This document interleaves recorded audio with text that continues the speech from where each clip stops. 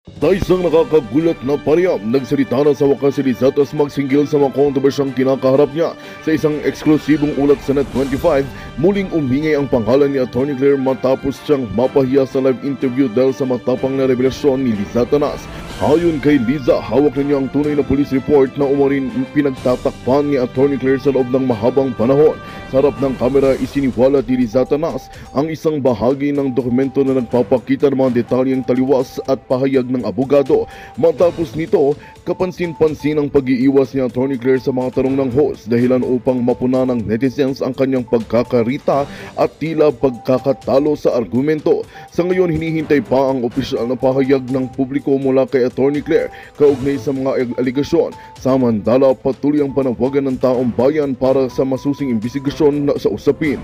Kung totoo ang mga nilalaman ng police report na hawak ni Liza Tanas, posibleng magbago ang takbo ng buong kaso. Abangan ang masusunod na kaganapan dito lamang sa aming himpilan. At yan nga ang balitang ating pakakatutukan. Ngunit bago ang lahat, siguraduhin mag-subscribe at ihit ang notification bell para sa patuloy na pagtutok sa mga sulap ng bagong balita dito lamang sa tunay na boses ng masa.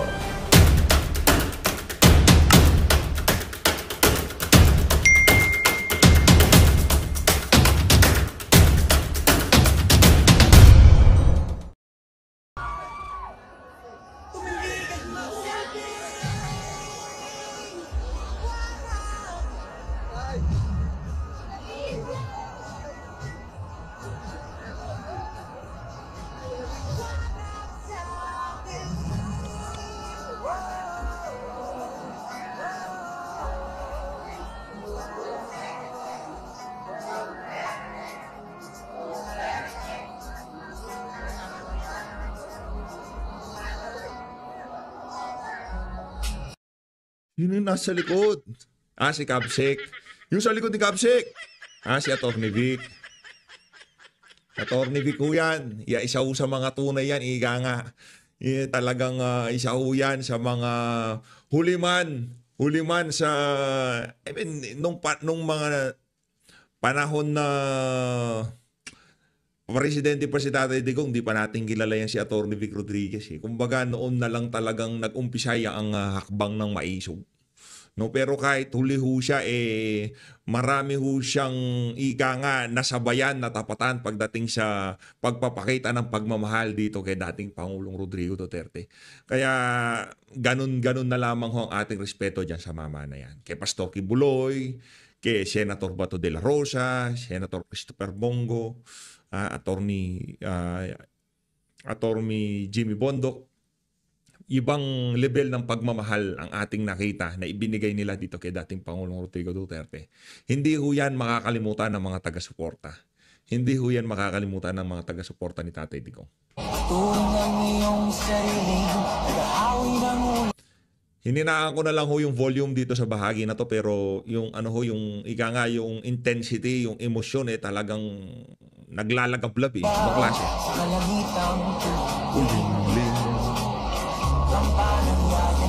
Sa bawat nilalang maging lupang kulang. Ito ang magsasabing kaya ito. Hi, Tay! Hello, Tay! Sana sa lalong madaling panahon makita na natin yung tagpo na yan sa mga paliparan. Kung saan paliparan man, direkta niya. Direkta na. Kung sakaling uuwi ng Pilipinas si Tatay Digong, lalapag ng Davao, nak ng tokwa. Pambihira, yan ang nga ho ba sinasabi natin. Rekta tayong Davao. Halimbawa, bukas na uuwi si Tatay Digong. Bukas ng gabi, mamayang umaga, nasa Davao na tayo. Wala na maraming cheche-buretsi dyan. Di ba? Sana. Na ho tayo dyan, ika nga, sobrang excited ho tayo sa na yan, sa tagpo na yan. Eto na, balik na ho tayo dito kay Kokak. Eto, balik na ho tayo kay Lisa. Lisa Saint. hindi Satanas, hindi ganun. Bad word yon. Lisa Saints. Para santa siya, santa. Lisa Saints. Game! Hi, Jerry, it's me. We just Hi, came Jerry, back it's from me. the Independence Day parade. Buti pa si Jerry, binabati mo. Yung skandalong linilig ka sa isang skandalo, di ka man lamang nagsasalita. Na Nakakabwisit na ho kayo, madam, ha? And I just wanted to say thank you so much. Thank you wow, so you guys much. really put on a show. Unbelievable. All your dancers, wow, the props. Kala ko, babatiin niya dito, hello, Paolo Tantoco. Kala ko gagawin siya. Hoy, sa mga hindi pa ho nakasubscribe, 930 na lang ho. Mag-tweet, na 924,000 subscriber. Iscan nyo na ho yung QR code dyan sa baba. No? Ano lang ho yan, pag in-scan nyo yan, dediretso ho kayo sa YouTube channel. Sa PH Update. Yun lang naman ho yan. Wala ho yan. Di ho yan membership o kung ano pa man. Kung gusto nyo magpa-member, okay lang. Kung ayaw nyo, okay lang.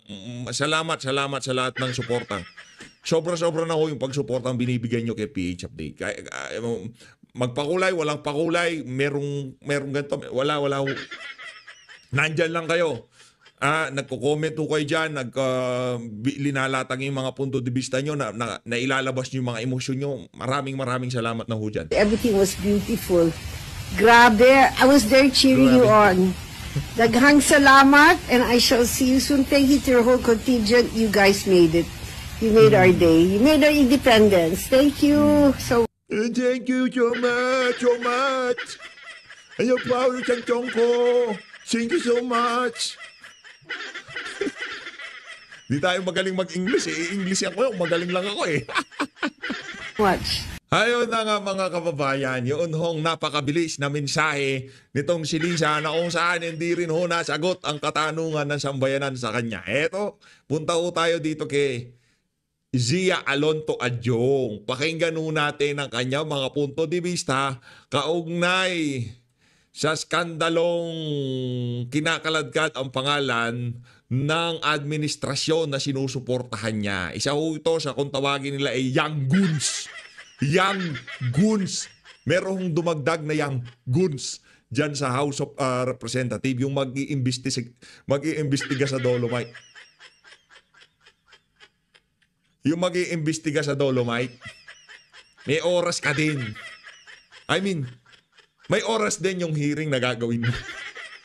Baka ma-misinterpret tayo no? Yung hearing na gagawin nitong si Kong na mag-iimbestiga sa Dolomite, may oras yung investigasyon at mapag-uusapan natin dito sa PH Update. Hindi ho natin palalampasan yan, higa nga. Dito na ho tayo kay Zia. Zia, maratan mo na. Hindi po biro. Teka lang. Doon tayo siya. From the top. Ito, abante politiko Kung to. magandang hapon. Magandang hapon. Hingi lang po ako ng reaction Brad. dun sa...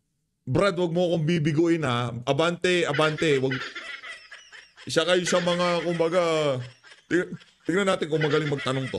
Kung ala Eden Santos to. Game. pinakalat po na fakey daw na Beverly Hills Yan. police report to Yan, link. dapat lagyan ng daw kasi hindi pa sigurado si Ante.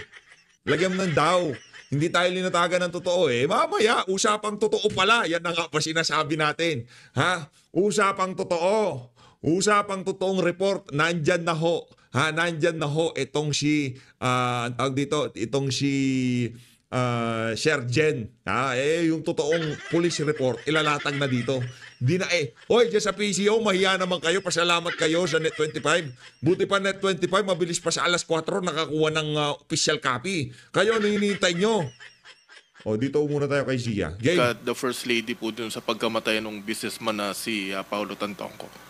Yun. Alam mo, the pain and the trauma that the losing a loved one is more than enough for family to handle. So, ang aking position po dyan is hindi po biro. So, dapat po tayo muna magkisimpatya sa namatayan. Dapat po tayo muna maging makatao. And we have to respect Tama. privacy of those the bereaved family of those itong namatay nga, no. That's number one. Number two, I don't think it should be used as to sensationalize the issue in order to gain some political score. Yung portion po ng sinabi ni Yusek Claire Castro na talagang doctored and manufactured, even yung dokumento na lumabas. Ito yung fight po natin na dapat nating sumpuin yung ganitong klaseng smear campaign.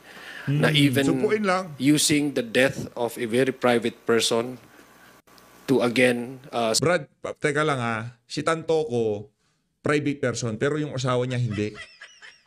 Mataas ang pwesto niya sa administrasyon ni Marcos Jr. Huwag mo nating anuhin At ang pinuntaan ho niyang event diyan sa Los Angeles, ika nga, diyan sa Beverly Hills, bayad ho ng sambayan ng Pilipino. Yung Film Fest. Hindi ho yan birthday ni kung sino-sino mang Pilipino. Di ba? Hindi ho yan birthday party. Yan ho ay pinondohan ng pera ng sambayanan. Ang inatinan na party nitong si Tantoko bayad ng sambayan ng Pilipino. Yung kanyang asawa mataas ang pwesto sa administrasyon ni Marcos Jr. Kilalang personalidad. Tama, si Tantoko, pribado. Pero yung asawa niya hindi. Yung event na pinuntahan niya hindi. Kaya kung mapag-usapan at pag-usapan yung mga individual na nakakaladkad ng ang pangalan dyan sa issue na yan, mawalang galang nga ho si Alonto Adjong. Parang mali naman ho ata kayo dyan. Pero wala tayong problema doon. Yung niya, ika nga, kung gusto niya suminghot ng sinuminghot o kung ano man yan, di ba? Yung pag-accident niya sa Coca-Cola, wala tayong problema dyan. Pribadong tao yan. Again, di yan humihipo ng pera ng sambayanan. Walang pwestong ibinigay dyan ang sambayan ng Pilipino, ika nga. Wala ho tayong problema sa kanya. Di ba? Pribado niya, buhay niya yan. Kung anong gusto niyang gawin, asa sa kanya na ho yan. Pero ang problema dito, maraming tanong kung bakit ikinakabit ang pangalan ni Lisa rito. Yun lang naman pag nasagot na yun, then tapos sa usapan, ganoon lang naman ho yan.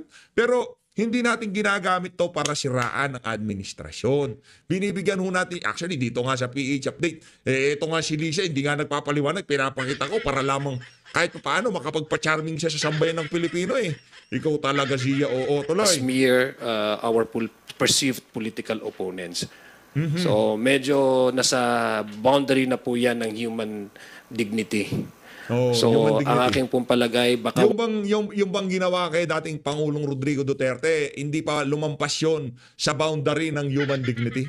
Tanong lang ko kung Zia. Magaling kayo sa ganyan yung human dignity. Tanong ko lang yung ginawa ba kay Tatay Diggs, hindi ba yun nasa boundary o di naman kaya lumampas na sa human dignity? 80 years old, naging presidente, kinidnap, pinadala sa dahig Netherlands. Di ba lumampas yun? Hindi, curious lang naman ako. Marami naman. O baka sabihin ni Adjong, hindi naman. Pero, baka wala siyang dignity. wala na po silang maitapon or makriticize. Kung kritisismo lang po, wala naman pong problema sa atin yon. Ako personally, if we're talking about policies, that's all right. You have all the right and you're entitled to your opinion to disagree with me. But this is not just criticism. This is about attacking a reputation and using the death of a certain individual to gain political score, which to me, dapat muna magrespetuhin po natin yung pamilya ng namatayan at maging makatao po tayo. Did I satisfy your question? Isa pa, boss, na tanong. Hingi po ako ng reaction dun sa resolution sa Senate na pinupush nila ng house arrest po si former President PRRD. Hindi ko po nabasa yung resolution na yon, pero ako personally I respect kung ano man po mga decision ng ating mga senador because they're entitled naman kung ano yung gusto nilang isulong, pero ang take ko po doon, this could be a double, it could go on, I could sway both ways. It could also be detrimental to the cause that they're actually pushing kasi ang family of the victims also saying to the ICC na the reason why they're opposing the interim release of the former president is because once he's out, although closely monitored, he might use some degree of influence that he still enjoys. So having some senators adopting this kind of resolution, it would reinforces the argument of the family of the victims that indeed the former president still managed to master some control and influence, no less than the Senate of the Philippines. So it is a double-edged sword. It could be detrimental. It could be a disadvantageous to the very cause that they're trying to pursue. which I guess, for me, if you ask me personally, may reinforce the argument of the families of the victims.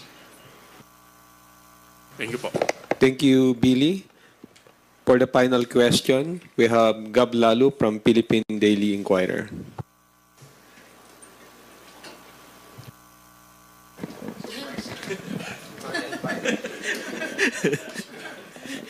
Sir, tanong ko lang kasi di ba meron pa tayong second requirement from the Senate regarding sa impeachment, yung parang certification na itutuloy pa rin ng 20th Congress. Meron na bang usap-usapan dito, sir? Meron na bang lumapit sa inyo about the resolution or meron na bang numbers to actually comply with the second requirement? What do you mean, the second requirement, yung certification? What's actually the exact question? Ano po ba pa? Sorry di ko na... Do we have the numbers? I mean, sir, meron na bang discussions about that for the 20th Congress? Kumbaga, meron na bang lumapit sa inyo to say na, oh, we will file a resolution, we need the support of this, of lawmakers to certify na itutuloy pa nga ng 20th Congress yung pursuit of the impeachment case?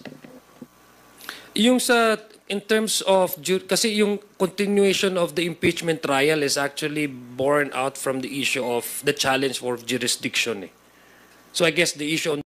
Ayun na nga mga kababayan, boring na ho itong si G. Alontodiong. Punta na ho tayo dito kay kila Sir Jen. Yusek Claire Castro. Oo. Pero parang galit na naman si Yusek, ano? Anyway, sige, yung talagang karakter niya. Dahil dyan. Dahil naman tayo, hindi naman tayo naglalabas ng balita, walang ebidensya, di ba? Totoo. Hindi nga natin napos pag-uusapan niya. Ilang araw na. Ayun natin patulang ng husto. Kasi tinitingnan natin kung ano ba talaga. Yes. Diba? Nagtataka nga sila, Jen, ba't hindi nyo tinatalakay yung ganyan? Ay, ito na. Kasi ang hirap kasi talakayin yan. Mahirap po kasi talakayin kung masyadong polluted yung story. Wala ka namang pinangahawakan. At saka una, hindi natin alam kung yung veracity ng report kasi polluted masyado eh. Eto na. Ayan, sige. Eto na. Eto na, mga babayan. Eto na nga. Nakakuha na po ang Net25 News and Information ng original copy ng Beverly Hills Police Department letter report sa kaso ng pagkamatay ng businessman na si Paulo Tantoco. Sa Beverly Hills ba ng Oo. Diyan ako nakatira dati dyan eh. Ano ba yung number ko dyan? Anong number ng Beverly Hills? 9210. Beverly Hills 9210. Parang napanood ko yan. Yan ang address ko dyan eh. Oo. Sino kapitbahay mo doon? Si Ang sabi dito pakita mo, makikita ho sa ipinadalang incident report, nag-request po kasi yung Net25, ha? Oo. Para magkaintindihan. Wala akong binabanggit sa report, ha? Yung tinanggap natin, ha? Oo. Kasi baka naman kayo kumuha rin, iba yung natanggap nyo. O baka naman... So bago ito, July 15 na. Bago. July 15, 2025. Yan yung 16 pa lang ngayon, di ba? Yes. Hapon lang yan eh. Ang letter natin, response to California Public Records Act Request Death Investigation Report 25-11805. Yes. Okay. Kasi meron silang batas doon kapag ka ikaw, parang sa atin yung freedom of information. Dito, pagka nag-request ka ng isang document, written request talaga? na hindi naman exempted doon sa batas na yon, ipapardisk ka nila, bibigyan ka nila. Sige. Ayan ho, ang problema, wala akong binanggit na dahilan ng pagkamatay. Wala. Yung, di ba, overdose ng cocaine. Kasi yung lumabas sa mga social media account, meron the overdose, cocaine daw, yung pagkamatay ng tao. So dito walang binanggit. Okay. Eto pa, wala ring binabanggit na mga taong kasama si Tantoco na isinulat sa police report. Kagaya ng pangalan na nakalagay dun sa nilalabas na umano ay police report na nandoon ang pangalan ni First Lady Lisa, meron pang yung artista kung sino-sino pa Alexa, Miro at iba pa. Sinabi ho ni Beverly Hills Police Department Detective Chris Coulter na wala ho silang nilalabas na ganong impormasyon. at ang kumalat na dokumento at lumalabas sa mga balita ay tampered. Tampered. Ang tampered yung mga lumabas. Na nandun yung pangalan ng First Lady at nandun din yung cocaine overdose. Yan ang matindi, mga kababayan. Wala pa hong nakuhang report ang Malacanang pero alam na nilang tampered. Di ba? Diyan ho kayo magtataka. Hindi raw yun ang... Hindi pa naman ho kasi yan eh. Yung binabasa nila, yan ho yung galing dyan sa police station. Iba ho yun. Yun kumbaga yung report na lumabas na isa, galing ho yun doon sa examiner, doon sa nag-examine sa katawan niya. Nitong si Paulo Tantoco. Official police report na inilabas nila. Ayun, so itong lumabas na yan, ito ba yung sinasabi? Yan yung idinigdag sa ilalim. Death investigation, tapos may mga pangalan, etc. etc. Yes. So hindi totoo, based doon sa Beverly Hills Police Department. Yes. Ang nakalagay lang dito, summary of incident. Wala yung bilog na yun na nasa baba. Pero ang nakalagay dito, summary of incident. On Saturday, March 8, 2025, at approximately 11:30 hours, officers were dispatched to the Beverly Hilton Hotel regarding a person not breathing. Officers entered the room and observed hotel security performing chest compression on an unconscious male subject.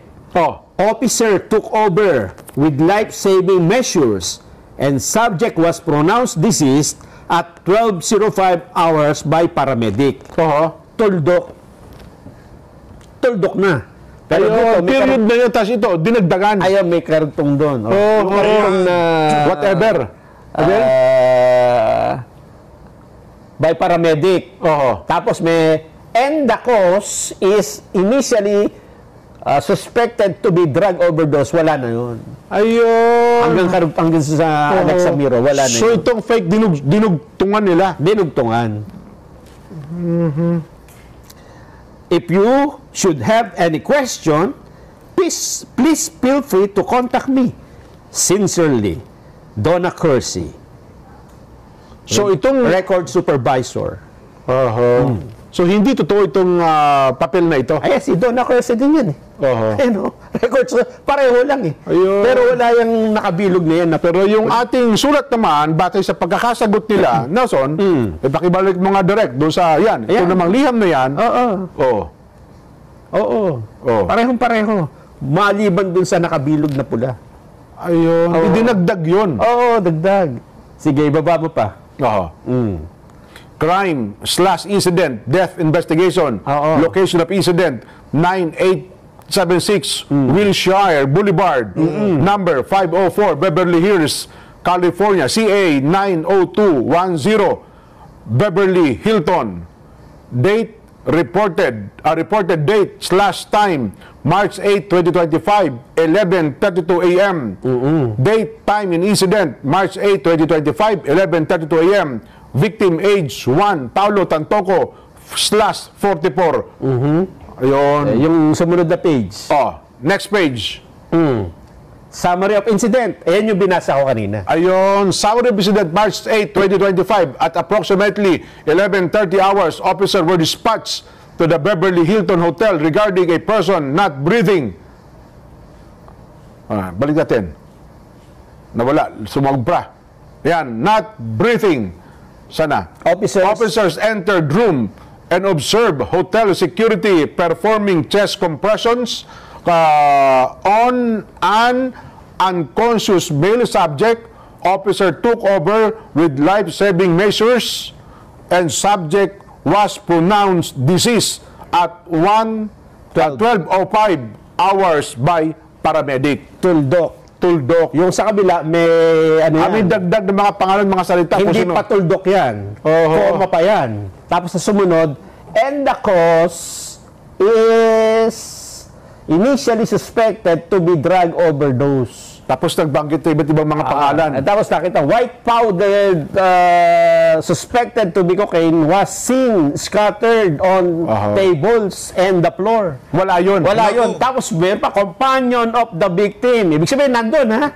Oho. Nasa kwarto. Companion of the victim were ano yun? Surrendered ba yun? O, summoned to BHPD for questioning. Ayun, Police Department, Beverly Hills. Tapos binigyan ng mga pangalan. So wala po lahat yan. Ayun. Sa atin wala tayong pinagtatakpan nito, Nelson, kundi factual lang ito. Ang sinasabi natin sa ating mga kababayan ay Ito nakuha natin. Sapagkat ang atin hong hindilan ay nag-request doon sa Beverly Hills. Kasi hindi natin, kung gusto kasi mag-report kami tungkol sa kasong yan, titindig kami kung ano yung totoo. Kung ano lang yung factual. Correct, tama. Kaya lang naman natin sabihin na ganito, hindi naman pala.